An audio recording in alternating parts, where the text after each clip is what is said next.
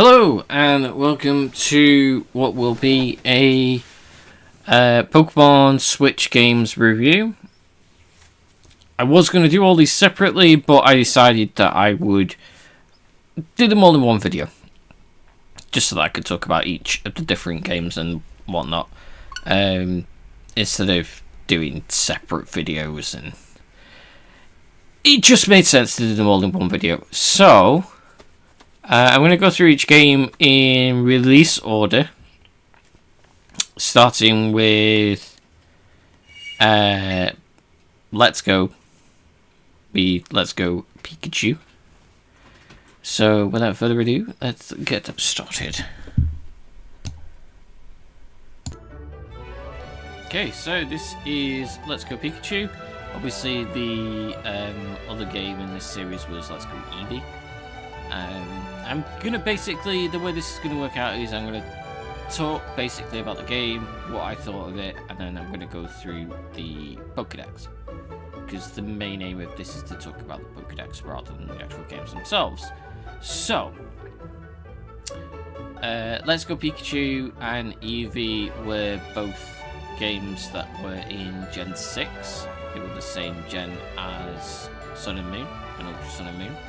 They were the first mainline Switch games, mainline Pokemon games on the Switch. Get it right.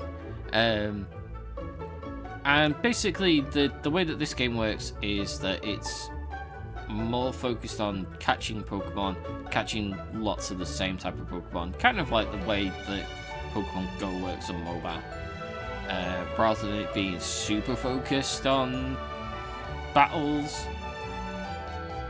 This, of course, is a remake of Pokemon Yellow, so your starter Pokemon is Pikachu. And it basically just plays out the same as Yellow does. It gives you, there is an extra antagonist. Your rival's different from what it was in Pokemon Yellow. So there are slight changes to the story. But overall, it's just like a 3D remake of Pokemon Yellow, which I thought was okay. It takes a little bit to get used to the way that the whole battling system works, rather than you weakening your Pokemon, capturing it that way. You just kind of throw balls at it until it's captured. It's it's a very odd one. It wasn't well received by the fans. They were obviously hoping for a normal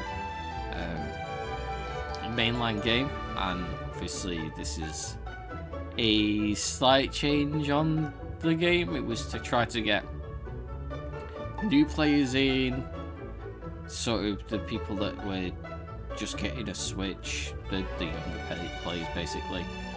The game itself's easy. I know Pokemon games are easy. It looks really nice though. As for the Pokedex, so the Pokedex in this game is the original 151 Pokemon. Mew is only available if you ordered the Pokewalker. I think it's called the Pokewalker. There was basically an extra contraption that you could have that was used to help you catch the Pokemon. Mew came as a pre-order bonus with that. So I don't have Mew, unfortunately. Also, you were able to trade over Melmetal and Meltan to these games. They were only available on Pokemon Go. Well, still available on Pokemon Go. I got them myself. But otherwise, it's the original 151 Pokemon. They're all available. You can't trade Pokemon backwards with this game through Pokemon Home. I found that out the hard way. I was basically wanting to obviously complete the Pokedex, and there are exclusives to the Eevee game that I couldn't get. I did get a lot of the exclusives through Pokemon Go, because there is Pokemon Go functionality where you can trade from Pokemon Go straight into the game, which is pretty cool. But I didn't have a Pinsir on Pokemon Go because I don't particularly play Pokemon Go. So luckily for me, a friend of mine did also decide to play Let's Go Eevee at the same time, and traded me a pincer, which was very nice of him. So I was able to complete the pokedex. Once you complete the pokedex, you get a shiny charm, as you do always. And in this game, its shiny catching mechanic is a capture chain. You capture the same Pokemon multiple times, it builds up your chain. Once the chain gets to 32, it's the lowest the shiny rate can go. It's like 1 in, I want to say 500 chance. Might be lower than that. Not sure. Can't remember. But yeah,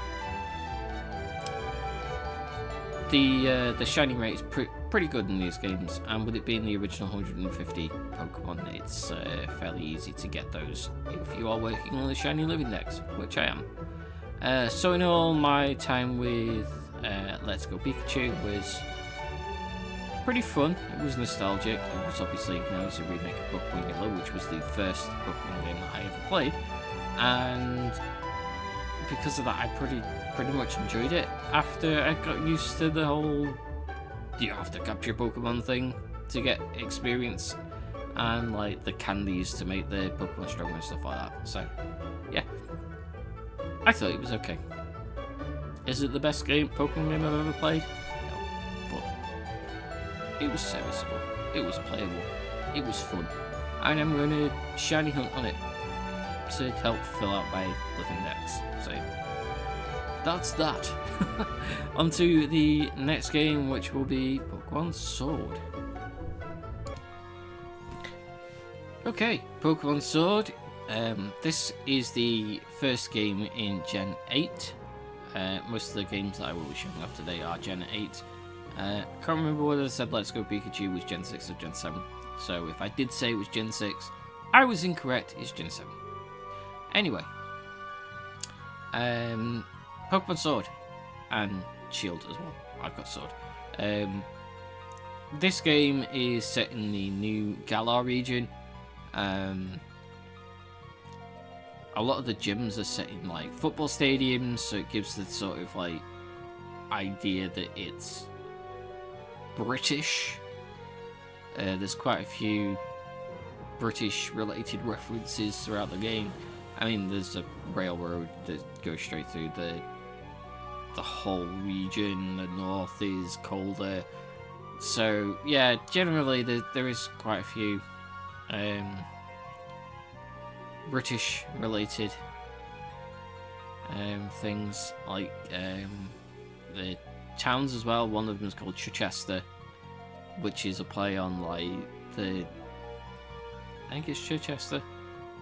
It's basically a play on the Roman naming style of like Chesters and Cesters and stuff like that. So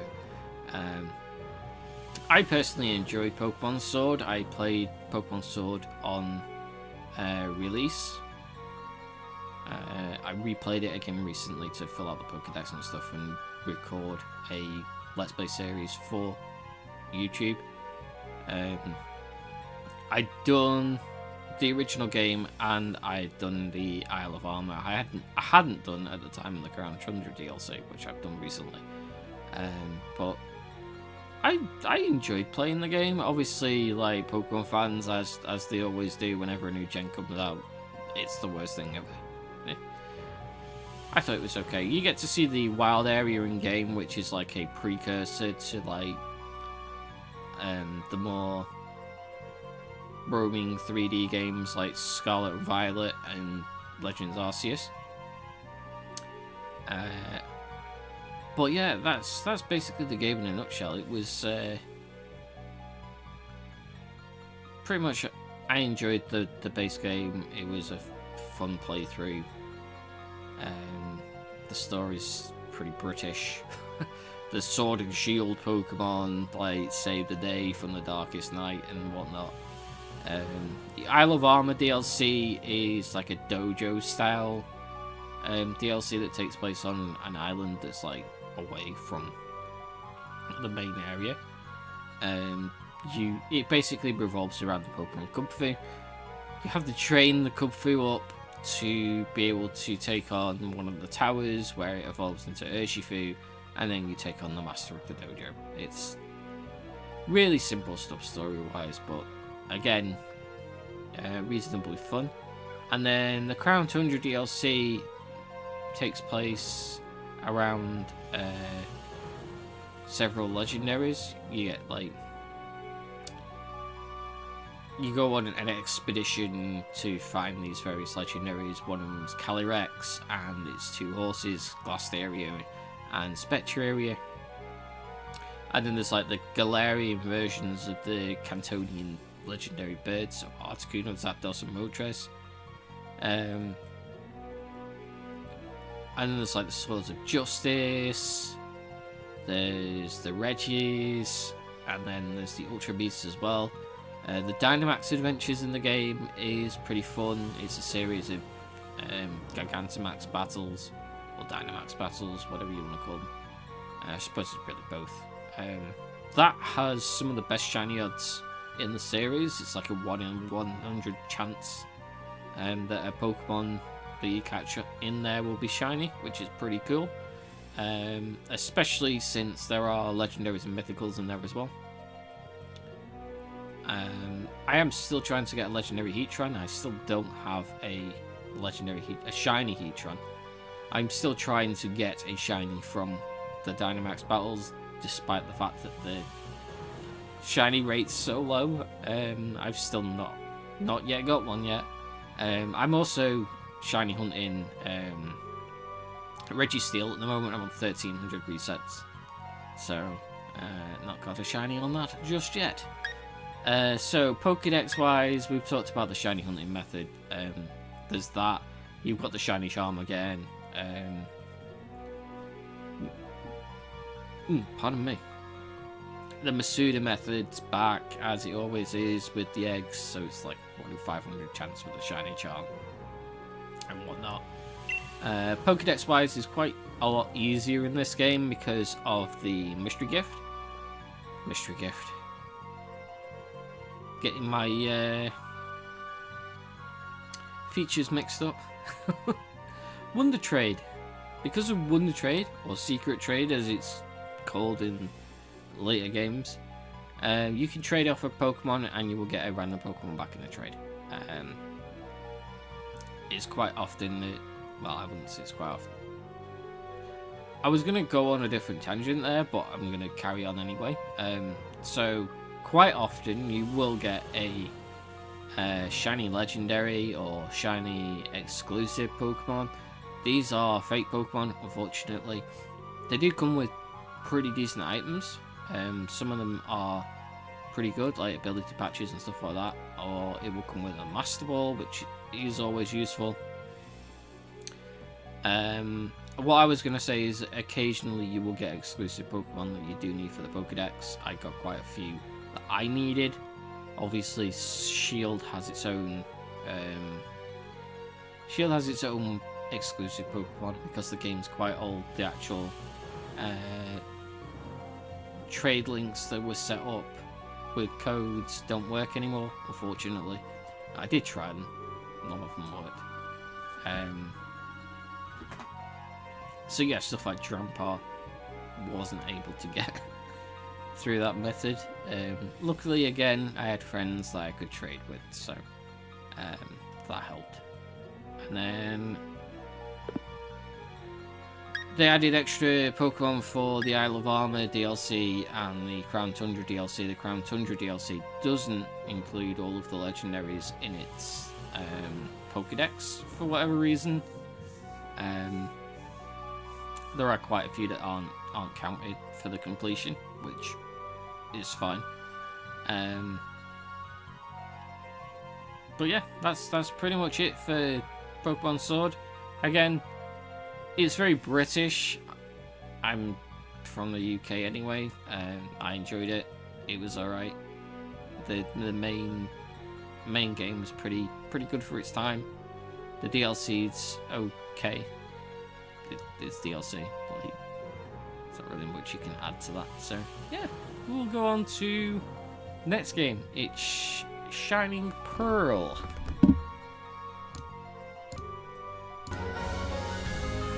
Okay, Brilliant Diamond Shining Pearl is next. These are remakes of the Gen 4 games. A lot of people didn't like these remakes because the chibi art style. I'm not bothered, I don't care. The Pokemon was fine, so I don't play the Pokemon games for the graphics, to be honest. So I'm just like, whatever. This was made by ICLA rather than Game Freak. They outsourced to a different company to make this game. There are issues with the game. When it launched, there was quite a few bugs and whatnot. People were able to get out of bounds, get to areas where events were going to happen that they weren't supposed to get to early on, and all that sort of stuff. So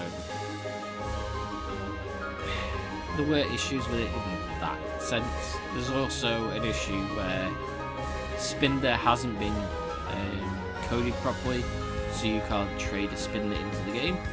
When I'm talking about the Pokedex in a minute, I will explain why that is an issue. But yeah, it's Gen 4. Apart from Piplup, I'm not really all that bothered with it. I think what made a lot of these games sort of better than they were for me was that whenever I start playing a Pokemon game over the last few years, I have a group of friends that start playing them at the same time, and it kind of leads to like a bit of, oh, did you see this? Did you see that? What do you think of this Pokemon sort of thing? So it builds up a lot more hype than what the games actually are. So coming back and playing them again for a Let's Play was kind of like, it's okay. It's kind of middle of the road sort of thing. Do you think I'm getting a cold? So yeah, that's generally what I think about Shining Pearl. It's okay. It's alright. Pokedex wise, this is the hardest of the Pokedexes to complete. Unless, I mean, even if somebody has a copy of Brilliant Diamond, it's still a difficult one to complete. Obviously, there's exclusives between the games. Something like Kecleon is only available on Brilliant Diamond. It's not available in any of the other Switch games, so unless you've got it in Pokemon Go, it's very difficult to get hold of, unfortunately. So yeah, unless you've got Brilliant Diamond, you can't get a Kecleon. On top of that, there are several methods to getting some of these Pokemon that are locked behind the end game. So once you finish the game, you get the Pokeradar. The Pokeradar is one of the best ways to shine them in Pokemon games. It takes the shiny rate all the way down to 1 in 99. Once you get it to I believe it's like a 40 capture combo or a knockout combo, something like that. It's been a while since I've looked up the data on that, so honestly, not 100% certain. So yeah, that's the Pokeradar that's locked behind the end game. There's a Trophy Garden in the game. The Trophy Garden has a chance of having one random rare Pokemon per day. The one that I was missing from there was Cast Form, which again is only available in the Trophy Garden. So it took a while for me to get Cast Form. I do now have one. The last method that unlocks when you finish the game is, what are they called? Swarms, that's it. So Swarms again are a random event that happens once per day. You go and talk to Dalton's sister, and then eventually you get like a pop-up box, as you just saw. My swarm for today is Smoochums at Lake Acuity. there are quite a few Pokemon that you can only get through swarms. I think there's like 20 or 30-ish, potentially. Not 100% certain.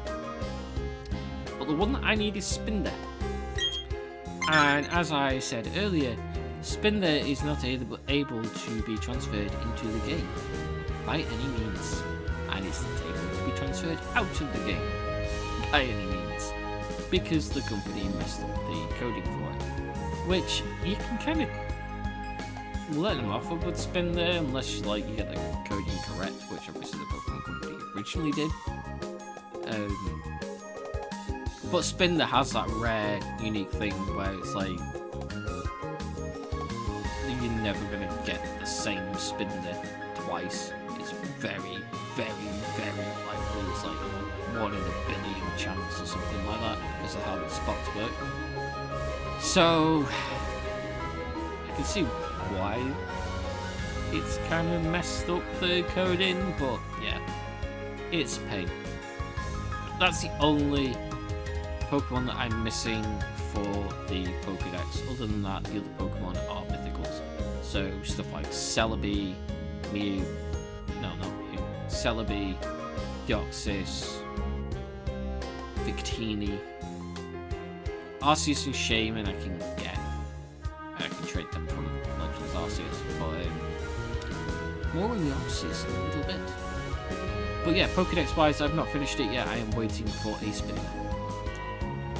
It might show up tomorrow. It might not show up for another month. It might not show up for another year. But unfortunately, the time skip for the Switch also doesn't work. I can't just change the date and it will change it in game. Unfortunately, it locks you out of the feature for 24 hours. So it's just a waiting game for it to be finished. As far as I'm concerned, the Dex is finished. As soon as it shows up, it's getting captured straight away. So, yeah, that was Shining Pearl. In all, it was okay. I probably won't rush again to ever play it again. There's like a handful of Pokemon that I will need to get shinies for the shiny living Dex in this game. The only real way to get them is by egg hatching, which luckily the shiny charm works for that. The shiny charm doesn't actually work for normal Pokemon. Surprise, surprise. It does work for eggs though, so I will likely just hatch eggs. It's like 1 in 500 chance for the eggs for the Masuda method, so I will probably use that method to get the shinies from this game that I need. So yeah, go on now to Legends Arceus. Okay, next game in the series and the last one for Gen 8 was Pokemon Legends Arceus. This game is very different from every other game that went before it. It's a fully 3D Pokemon game where you can roam around. The Pokemon are there in the environment for you to catch. They're not hidden in the grass. It's a very different vibe to the game. You can be attacked by the other Pokemon. They will use like Hyper Beam on you and Hydro Pump or Poison Sting, that sort of thing. They will attack you, and that has consequences. You lose items and stuff like that.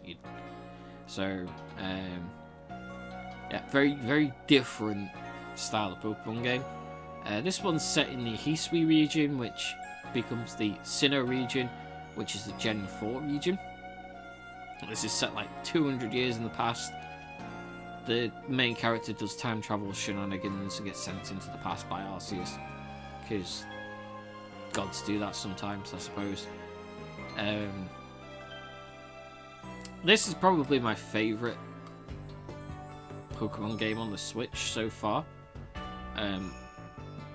There's not really any sort of issues with this. I did play it originally on launch and decided that I was going to try and complete all the pokedex entries, which I'll get to that in a second.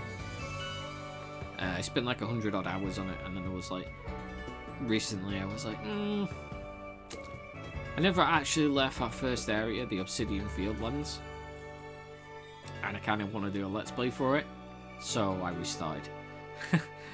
I probably spent about as much time now on the game as I did originally, and I've finished the game, so it's like, well, you know. So yeah, let's get onto the Pokedex. So the Pokedex for this game is very different. There are, as you saw, 242 Pokemon in the game. Those are all in the game. There's legendaries and mythicals and stuff like that in the game that you can catch, like Shaman, Darkrai, Arceus, Manaphy. They're all mythicals. You're not really supposed to catch them outside of like events and stuff like that. So that's pretty cool to be able to have those. The way that the Pokedex works in this game is you have research levels. When you do various different research tasks, the research level goes up, and you need to basically get it to complete the Pokedex. You need to catch Pokemon, that sort of stuff. So the different Pokedex entries, you've got the research tasks, which are very different from any other Pokemon game. That's stuff like using various moves. So Shaman's got Seed Flare, as you can see there. The strong and agile style moves, you can basically master the moves that the Pokemon learn, and you can use strong style, which will up the accuracy and up the power of a move, but it will make your Pokemon slower. So the other Pokemon then might get 2 attacks to your 1, which is obviously not ideal. Or there's agile style moves, which are faster than the other Pokemon, so you might get an extra attack in, but they tend to do less damage. So you kind of have to do swings and roundabouts with that. Generally in this game, the idea is to catch Pokemon rather than, well, catch Pokemon and like research them and stuff like that, and evolve them and whatever. There's not really much trainer battles. There are some trainer battles, there's not many. The general way to progress as well is, like, rather than it being gym battles like all of the previous games, there is a Lord of the Area which is tied into the story. Let me just quickly get up the missions and requests. So we got Cleavor.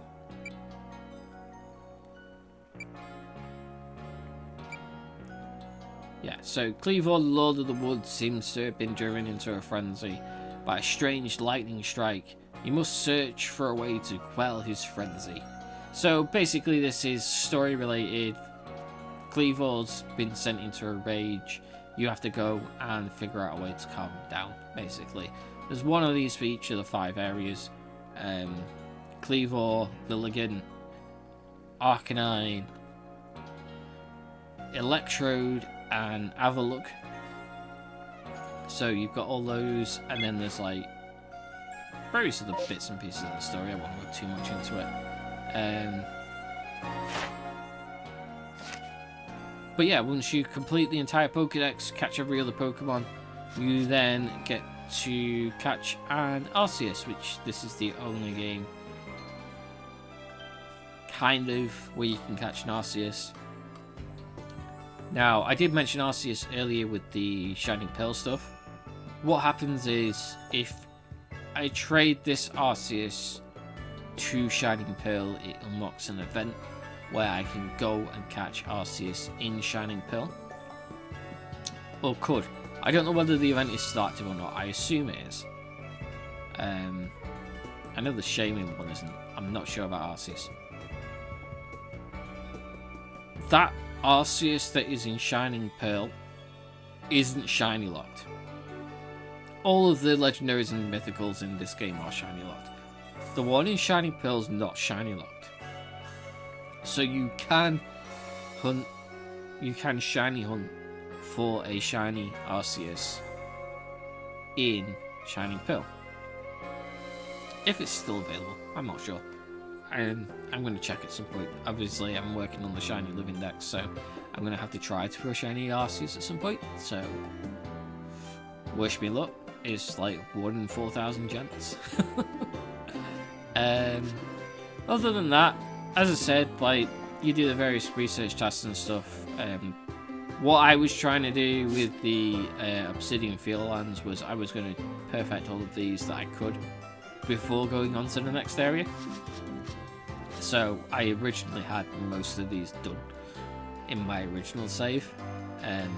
I've got like 2 now, but I'm going to go through and like do them sort of every day.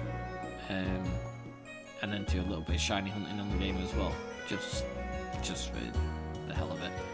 Completing the pokedex in this game does get you a shiny charm again. It doesn't get you a diploma like the other games do, but you do get the shiny charm, which increases the shiny chance, so that's cool. But yeah, I'd say Legends Arceus is probably my favourite of the Switch generation Pokemon games. The mainline ones anyway. Obviously there's Pokemon Snap, there's a Mystery Dungeon game, there's a few other Pokemon games, but this is probably my favourite one.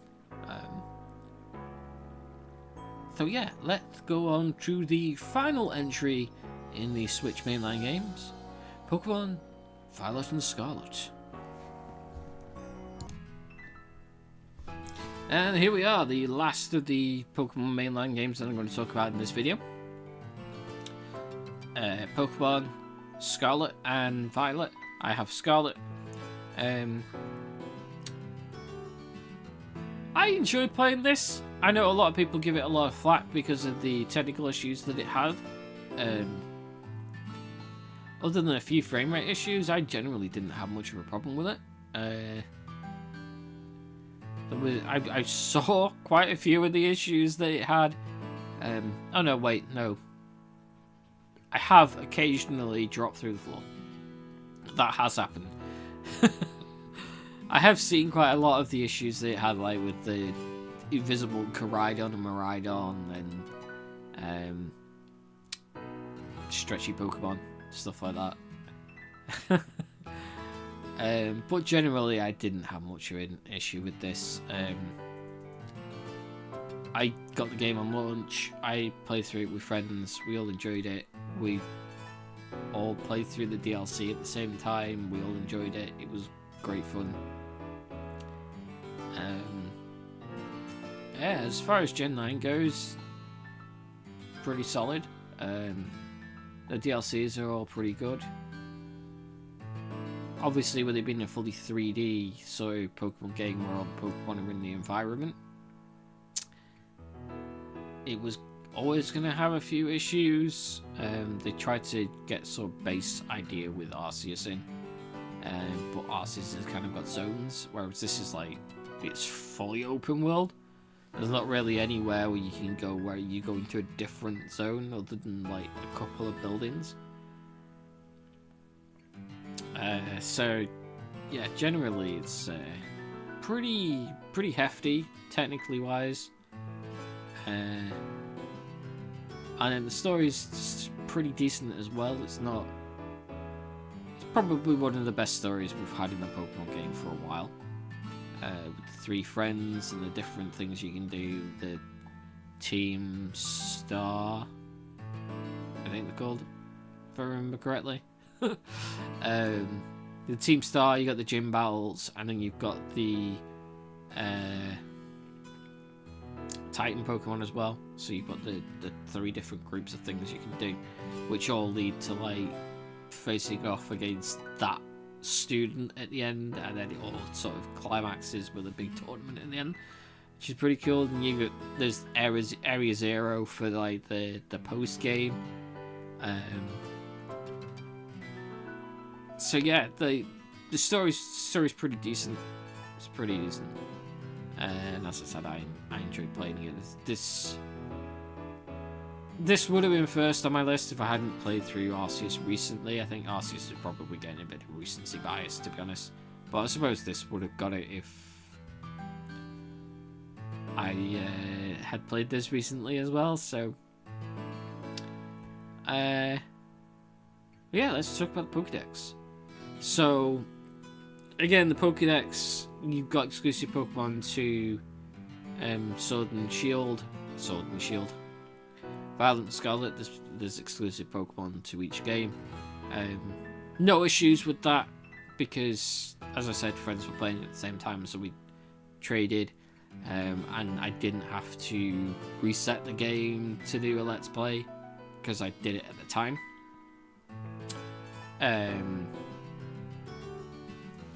Basically the same idea with the other two Pokedex as well, the Kitakami and the Blueberry Pokedex. With the Blueberry Pokedex, they brought back all of the starters from all of the other generations, which was pretty cool. So Gen 1 all the way up to Gen 8 were all available. And then there was like a bunch of legendaries as well, which were all available. Which again, pretty cool. The only problem was none of the legendaries were shiny. All of the legendaries were shiny locked, I should say. I was going to say like shiny catchable or something, but that didn't make any sense. So yeah, the general shiny hunting method on this is sandwiches. So you get Urban Mystica from doing den raids, terrestrial raids, whatever they're called, and you can make sandwiches that improve your shiny odds with particular Pokemon types and stuff like that for 30 minutes. That's the main way of doing it. It takes a long time to get all the Urban Mystica you need, unless you have 2 switches. There's a way of choosing it. I don't have 2 switches, so there are outbreaks that happen on the map every day. There's several in the main area, and then there's usually 3 in Kitakami and 3 or 4 in Blueberry. Sometimes there's more. There can be up to 5 in Blueberry and like 4, maybe 5 in Kitakami as well. But most of them tend to be sort of the main area. Generally what I do, because at the moment I need a lot of Pokemon for my shiny decks, I just go and clear out the outbreaks. There's usually like 100 Pokemon in the outbreak. The odds of getting a shiny drop drastically as you Pokemon out. So by the time it gets to like 50 Pokemon left, there's already like a 1 in 500 chance or something like that to like catch a shiny. So I found usually if I do 3 shinies in the 3 outbreaks in the morning when I wake up, I normally get a shiny. That's how it's gone so far, and it's not let me down. I've got well over, I think I'm probably close to about 200 shiny Pokemon now for the living decks, so it's going pretty well. I mean, obviously there's over 1,000, but yeah, that's pretty much it. That was all the Pokemon games on the Switch for the main line. If I had to rank them all, I would put Legends Arceus first. Very much looking forward to Legends ZA. Obviously that will be the last Switch Pokemon game that comes out next year sometime. So Legends Arceus will be first, Scarlet and Violet will be second, Sword and Shield will be third, Let's Go Pikachu will be fourth, and fifth would be Shining Pearl. I think Let's Go probably takes fourth over Shining Pearl just because of nostalgia, to be honest. But yeah, that was it. That was me rambling on about all of the Pokemon games that I played recently over the last month. So, as I said, all of the Let's Plays for the series are on YouTube on my channel. Have a look through, maybe watch them, who knows.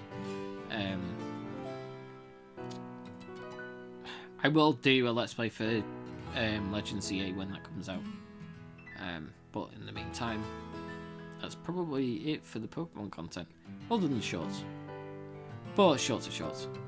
They tend to do quite well anyway, so yeah, that is it for this video.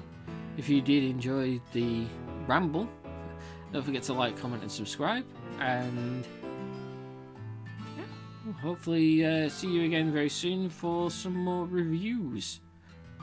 Quite enjoying starting to do these. Obviously I did one for Ayuden Chronicle, and I am now playing Chemco RPGs, so I will try and do like mini reviews for those. They won't be particularly very big. They definitely won't be anything like this. So yeah, thank you for watching, and later.